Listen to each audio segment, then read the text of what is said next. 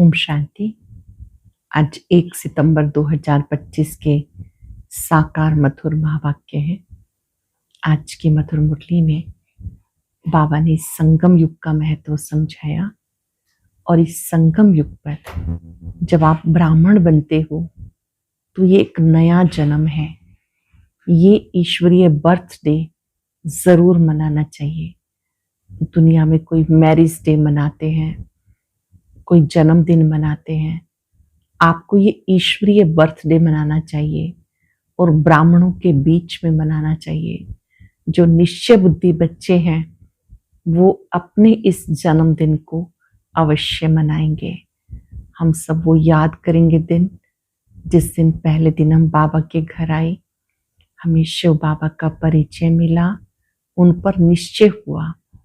तो ये बर्थडे का दिन हमें याद रखना है और उसको जो बाबा ने हमें कार्य दिया इस जन्मदिन पर उसे विशेष याद करेंगे और उस कार्य को संपूर्ण करने के लिए दृढ़ संकल्प लेंगे। बाबा ने याद दिलाया कि इस समय तुम बच्चे जब बाबा के बने हो तो आपको अपना तन मन धन सब सेवा में लगाना है। गाया जाता है, किसी की दबी रहेगी धूल में, किसी की राजा खाए, किसी की चोर लूट ले गए तो किसी की आग जलाए, सफल होगी उसकी जो ईश्वर अर्थ लगाए। अब आप नई दुनिया में जाते हो, बैगेज ट्रांसफर करते हो तो अपना धन भी श्रेष्ठ कार्य में लगाना है। भारत को स्वर्ग बनाने की सेवा में लगाना है। श्री कृष्ण जी के कदमों में कमल का फूल दिखाते हैं। बाबा कहते हैं आप बच्चे बाबा की याद से ऐसे पदम पति बनते हो। बाबा आए ही हैं आपको पुरुषोत्तम बनाने के लिए। जब पुरुषोत्तम संगम युग आता है तो इसमें निरंतर बाबा को याद करते रहना है, पुण्य का काम करते रहना है, किसी को भी दुख नहीं देना है। बाबा ने कहा इस समय तुम बच्चों को जब शिव बाबा पढ़ाते हैं तो पढ़ाई कभी भी मिस नहीं करनी है। अपनी तकदीर को ऊंचा बनाना है। जो बच्चे याद में रहते हैं, रोज पढ़ाई पढ़ते हैं, वो भविष्य में ऊंच पद पाते हैं। सुनते हैं बाबा के मधुर बोल। बाबा ने कहा मीठे बच्चे तुम्हें इस पुरुषोत्तम संगम युग पर उत्तम से उत्तम पुरुष बनना है। सबसे उत्तम पुरुष हैं ये लक्ष्मी नारायण। तुम्हें पुरुषोत्तम संगम युग पर उत्तम से उत्तम पुरुष बनना है। सबसे उत्तम पुरुष हैं ये लक्ष्मी नारायण। कुछ न तुम बच्चे बाप के साथ साथ कौन सा गुप्त कार्य कर रहे हो? तुम बच्चे बाप के साथ साथ कौन सा गुप्त कार्य कर रहे हो? आदि सनातन देवी देवता धर्म और दैवी राजधानी की स्थापना तुम बाप के साथ गुप्त रूप से कार्य कर रहे हो। बाप बागवान है जो आकर कांटों के जंगल को फूलों का बगीचा बनाते हैं। उस बगीचे में कोई भी खौफनाक दुख देने वाली चीजें नहीं होती हैं। सत्युगी दुनिया में कोई भी दुख देने वाली चीजें नहीं होती हैं। गीता आखिर वो दिन आया आज। ओम शांति। रूहानी बाप बैठ रूहानी बच्चों को समझाते हैं। समझाएंगे तो जरूर शरीर के द्वारा। आत्मा शरीर बिगर कोई भी कार्य कर नहीं सकती। रूहानी बाप को भी एक बार पुरुषोत्तम संगम युग पे शरीर लेना पड़ता है। ये संगम युग भी है, इसको पुरुषोत्तम युग भी कहेंगे क्योंकि संगम युग के बाद फिर सतयुग आता है। सतयुग को भी पुरुषोत्तम युग कहेंगे। बाप आकर स्थापना भी पुरुषोत्तम युग की करते हैं। संगम युग पर आते हैं तो जरूर वो भी पुरुषोत्तम युग हुआ। यहाँ ही बच्चों को पुरुषोत्तम बनाते हैं। फिर तुम पुरुषोत्तम नई दुनिया में रहते हो।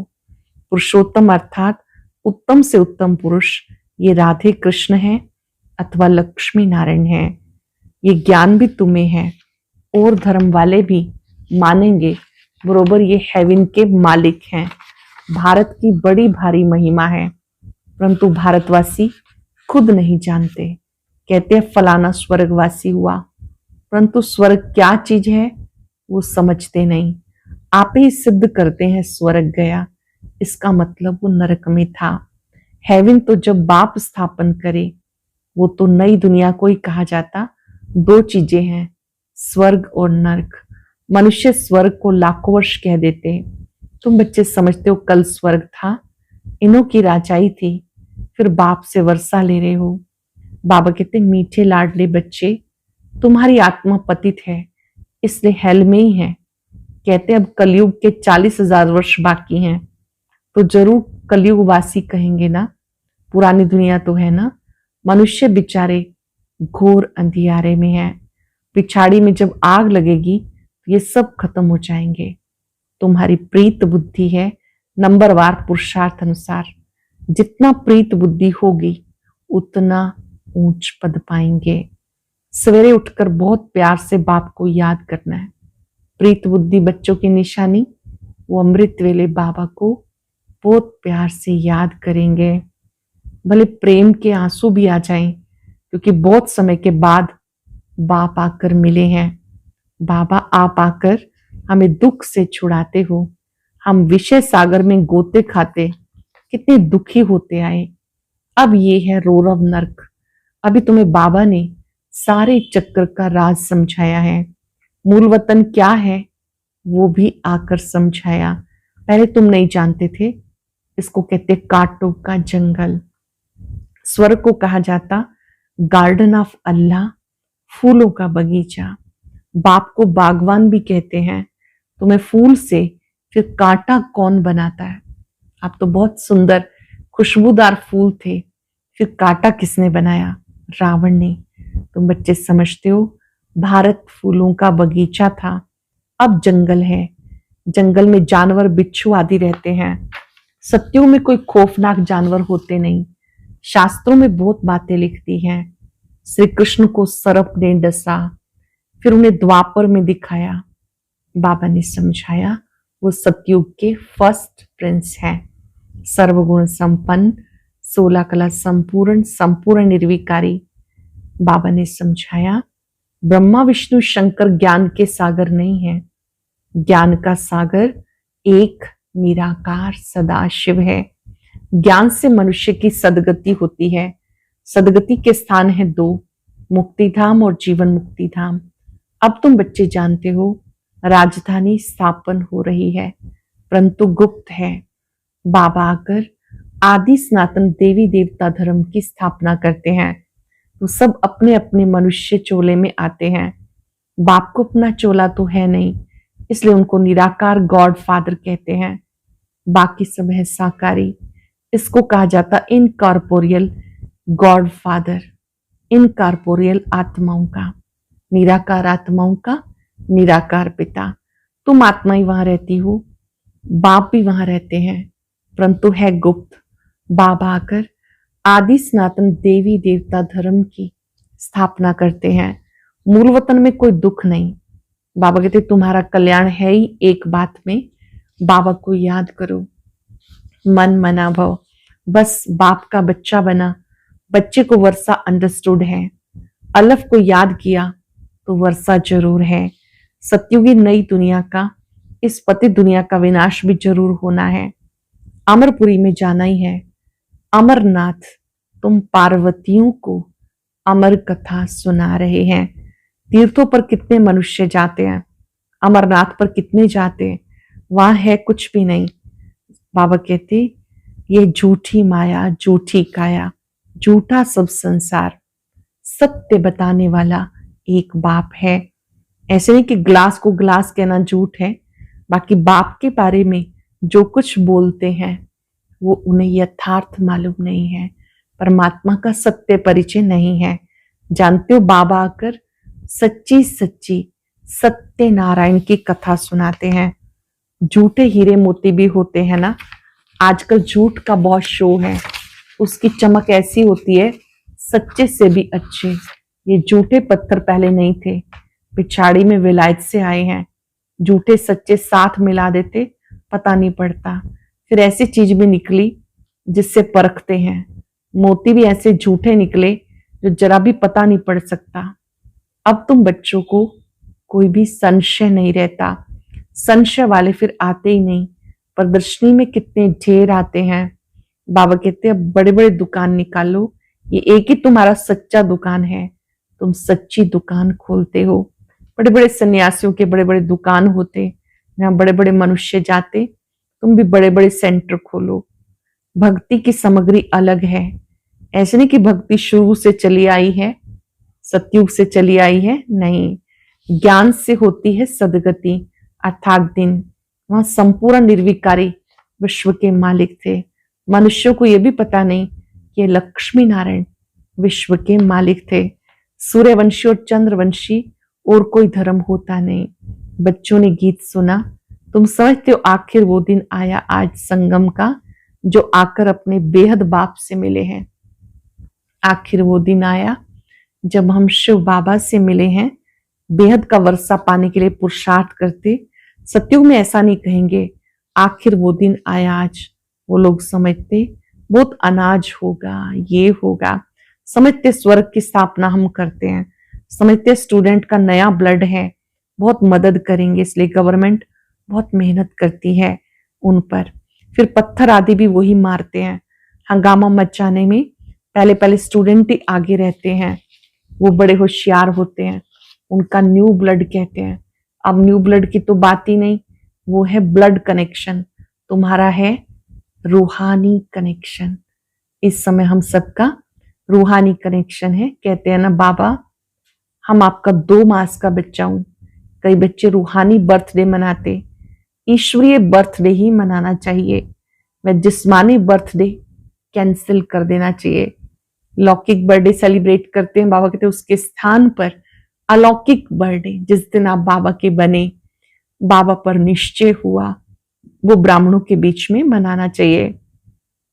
वह जिस्मानी बर्थडे कैंसिल कर देना चाहिए। हम ब्राह्मणों को ही खिलाएंगे। मनाना तो ये चाहिए, वो है आसुरी जन्म, ये ईश्वरीय जन्म। रात दिन का फर्क है। परंतु जब निश्चय भी बैठे, ऐसे नहीं कि ईश्वरीय जन्म मनाकर फिर जाए आसुरी जन्म में पड़े, ऐसा भी होता। ईश्वरीय जन्म मनाते मनाते फिर रफू चक्र हो जाते हैं।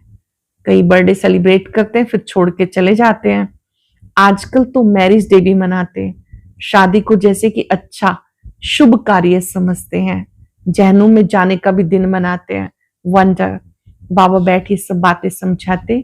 अब तुमको ईश्वरीय बर्थडे ब्राह्मणों के साथ ही मनाना है। हम शिव बाबा के बच्चे हैं, हम बर्थडे मनाते हैं तो शिव बाबा की ही याद रहेगी। जो बच्चे निश्चय बुद्धि हैं उन्हें जन्मदिन मनाना चाहिए। वह आसुरी जन्म ही भूल गया, ये भी बाबा राय देते। अगर पक्का निश्चय बुद्धि है तो बस हम बाबा के बन गए, दूसरा ना कोई। फिर अंत मते सोगते हो जाएगी। बाबा की याद में मरा तो दूसरा जन्म भी ऐसा मिलेगा, नहीं तो अंत काल जो स्त्री सिमरे, ये भी ग्रंथ में है। या फिर कहते अंत समय गंगा का तट हो, ये सब है भक्ति की बातें। तो मैं बाबा कहते शरीर छूटे तो भी स्वदर्शन चक्रधारी हो। बुद्धि में बाप और चक्र याद रहे। सो जरूर जब पुरुषार्थ करते रहेंगे तब अंत काल याद आएगी। बहुत काल अभ्यास होगा तब अंत में बाबा की याद आएगी। अपने को आत्मा समझो, बाप को याद करो, क्योंकि तुम बच्चों को वापस जाना है और शरीर होकर। यहाँ पार्ट बजाते बजाते सतो प्रधान से तमो प्रधान बने हो, फिर सतो प्रधान बनना है। इस समय आत्मा ही इम्प्योर है तो शरीर प्योर फिर कैसे मिलेगा। बाबा ने बहुत मिसाल समझाए। फिर भी जोहरी है ना, खाद जेवर में नहीं सोने में पड़ती है। 24 कैरेट से 22 कैरेट बनाना होगा तो चांदी डालेंगे। अभी तो सोना है नहीं, सबसे लेते रहते। आजकल नोट भी देखो कैसे बनाते, कागज भी नहीं है। बच्चे समझते कल्प कल्प ऐसे होता है, पूरी जांच रखते हैं। लोकर शादी खुलाते, जैसे किसकी तलाशी की जाती है। गायन भी है, किसी की दबी रहेगी धूल में, आग भी जोर से लगती है। तुम बच्चे जानते हो ये सब होना है, इसलिए बैग बैगेज तुम भविष्य के लिए तैयार कर रहे हो, और किसी को मालूम थोड़ा ही है तुमको ही वर्षा मिलता 21 जन्म के लिए। तुम्हारे ही पैसे से भारत को स्वर्ग बना रहे हैं। जो बाबा के बच्चे बनते हैं, निश्चय बुद्धि हैं, वो अपना तन मन धन लगाते हैं। धन भी एक शक्ति है। इस धन से भारत को स्वर्ग बनाते हैं, जिससे तुम ही निवास करेंगे। जब आप स्वर्ग बनाते तो आप ही उसमें रहेंगे। तुम बच्चे अपने ही पुरुषार्थ से आप ही राज तिलक लेते हो। गरीब निवास बाबा स्वर्ग का मालिक बनाने आए हैं, लेकिन बनेंगे तो अपनी पढ़ाई से, कृपा व आशीर्वाद से नहीं। टीचर का तो पढ़ाना धर्म है, कृपा की बात नहीं। टीचर को गवर्नमेंट से पगार मिलती है, सो तो जरूर पढ़ाएंगे। इतना बड़ा इजाफा मिलता, पद्मा पदम पति बनते हो। श्री कृष्ण के पांव में पदम की निशानी दिखाते हैं। श्री कृष्ण जी के पांव में पदम दिखाते हैं। तुम यहाँ आए हो भविष्य में पदम पति बनने के लिए। तुम बहुत सुखी, साहूकार, अमर बनते हो, काल पर विजय पाते हो। इन बातों को मनुष्य समझ ना सके। तुम्हारी आयु पूरी हो जाती, अमर बन जाते हो। उन्होंने फिर पांडवों के चित्र बड़े लंबे चौड़े बना दिए। समझते पांडव इतने लंबे थे, अब पांडव तो तुम हो। कितना रात दिन का फर्क है। मनुष्य कुछ जास्ती लंबा होता नहीं, 6 फुट का होता है। भक्ति मार्ग में पहले पहले शिव बाबा की भक्ति होती है। वो तो बड़ा नहीं बनाएंगे, पहले शिव बाबा की अव्यभिचारी भक्ति चलती, फिर देवताओं की मूर्तियां, उनके पीछे बड़े बड़े चित्र बनाते, फिर पांडवों के बड़े बड़े चित्र बनाते। ये सब पूजा के लिए चित्र बनाते हैं। पांडवों के भी बड़े बड़े चित्र बनाते। लक्ष्मी की पूजा 12 मास में एक बार करते हैं। जगदम्बा की पूजा रोज करते रहते हैं। ये भी बाबा ने समझाया। तुम्हारी डबल पूजा होती है, मेरी सिर्फ आत्मा यानी लिंग की ही पूजा होती है। तुम्हारी शालिग्राम के रूप में पूजा होती है, फिर देवताओं के रूप में पूजा होती है। रुद्र यज्ञ रचते हैं तो कितने शालिग्राम बनाते हैं, तो कौन बड़ा हुआ। तब बाबा बच्चों को नमस्ते करते हैं, कितना ऊंच पद प्राप्त कराते। बाबा कितनी गुह्य गुह्य बातें सुनाते हैं, तो बच्चों को भी कितनी खुशी होनी चाहिए। हमें स्वयं भगवान पढ़ाते हैं, भगवान भगवती बनाने के लिए। उनका कितना शुक्रिया मानना चाहिए, अंदर ही अंदर कितना शुक्रिया करना चाहिए। प्यारे बाबा, आपका शुक्रिया, आप हमें भगवान भगवती बनाने आए हैं। बाप की याद में रहने से स्वप्न भी अच्छे आएंगे, साक्षात्कार भी होंगे। याद में रहेंगे, याद करते करते सो जाएंगे तो स्वप्न भी अच्छे आएंगे, साक्षात्कार भी होंगे। अच्छा, मीठे मीठे सिक्के लदे बच्चों प्रति माता पिता बाप दादा का याद प्यार गुड मॉर्निंग। रूहानी बाप की रूहानी बच्चों को नमस्ते। रूहानी बच्चों की रूहानी बाप दादा को याद प्यार नमस्ते, गुड मॉर्निंग। शुक्रिया बाबा, शुक्रिया। धारणा के लिए सार, अपना ईश्वरीय रूहानी बर्थडे मनाना है, रूहानी कनेक्शन रखना है, ब्लड कनेक्शन नहीं। आसुरी जिस्मानी बर्थडे कैंसिल, वो फिर याद भी ना आए। अपना बैगेज भविष्य के लिए तैयार करना है। अपने पैसे भारत को स्वर्ग बनाने की सेवा में सफल करने हैं। अपने पुरुषार्थ से अपने को आप ही राज तिलक देना है। अपने पुरुषार्थ से अपने को आप ही राज तिलक देना है। वरदान है स्नेह और सहयोग की विधि द्वारा सहज योगी भव। स्नेह और सहयोग की विधि द्वारा सहज योगी भव। बाप दादा को बच्चों का स्नेह ही पसंद है। जो यज्ञ स्नेही और सहयोगी बनते हैं वो सहज योगी स्वतः ही बन जाते हैं। जो यज्ञ स्नेही सहयोगी बनते हैं वो सहज योगी स्वतः बन जाते हैं। सहयोग सहज योग है। दिल वाला बाप को दिल का स्नेह, दिल का सहयोग ही प्रिय है। छोटे दिल वाले छोटा सौदा कर खुश हो जाते हैं, बड़ी दिल वाले बेहद का सौदा करते हैं। वैल्यू स्नेह की है, चीज की नहीं। इसलिए सुदामा के कच्चे चावल गाए हुए हैं। भले कोई कितना भी दे, स्नेह नहीं तो जमा नहीं होता है। स्नेह में थोड़ा भी जमा करते हैं तो पदम हो जाता है। स्नेह में थोड़ा भी जमा करेंगे तो पदम गुणा जमा हो जाता है। बाप दादा को बच्चों का स्नेह पसंद है। जो यज्ञ स्नेही सहयोगी बनते हैं वो सहज योगी स्वतः ही बन जाते हैं। सहयोग सहज योग है। दिल वाला बाप को दिल का स्नेह, दिल का सहयोग ही प्रिय है। छोटे दिल वाले छोटा सौदा कर खुश हो जाते हैं। बड़ी दिल वाले बेहद का सौदा करते हैं। वैल्यू स्नेह की है, चीज की नहीं। इसलिए सुदामा के कच्चे चावल गाए हुए हैं। वैसे भले कितना भी दें, स्नेह नहीं तो जमा नहीं होता। स्नेह से थोड़ा भी जमा करते हैं तो पदम हो जाता है। इस लोगों ने समय और शक्ति व्यर्थ ना जाए इसके लिए पहले सोचो फिर करो। समय और शक्ति व्यर्थ ना जाए इसके लिए पहले सोचो पीछे करो। अव्यक्त इशारा, लगन की अग्नि को प्रज्वलित कर योग को ज्वाला रूप बनाओ।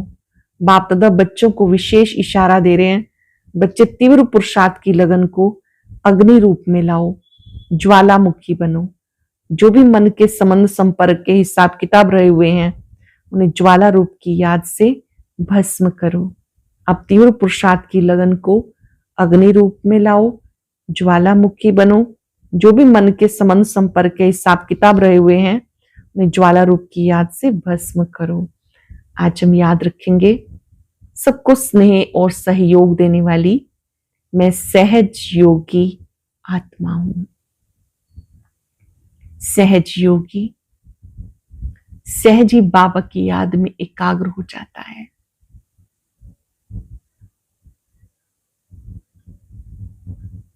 सहज योगी सबको स्नेह देता है, सहयोग देता है। स्नेह से जमा किया हुआ पदम गुना हो जाता है।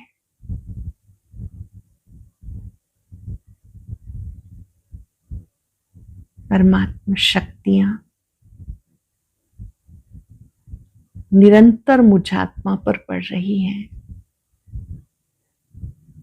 मैं सहज योगी हूं। मेरा ये शुभ संकल्प है, मुझे प्रीत बुद्धि बनकर एक को ही याद करना है।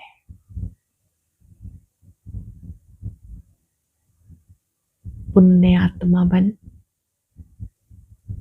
अपना तन मन धन सब सफल करना है।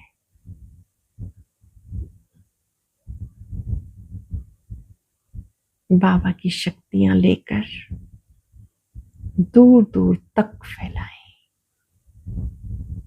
मैं सहज योगी आत्मा हूं। ओम शांति। और अभी सुनते हैं आज का अव्यक्त ज्ञान मोती।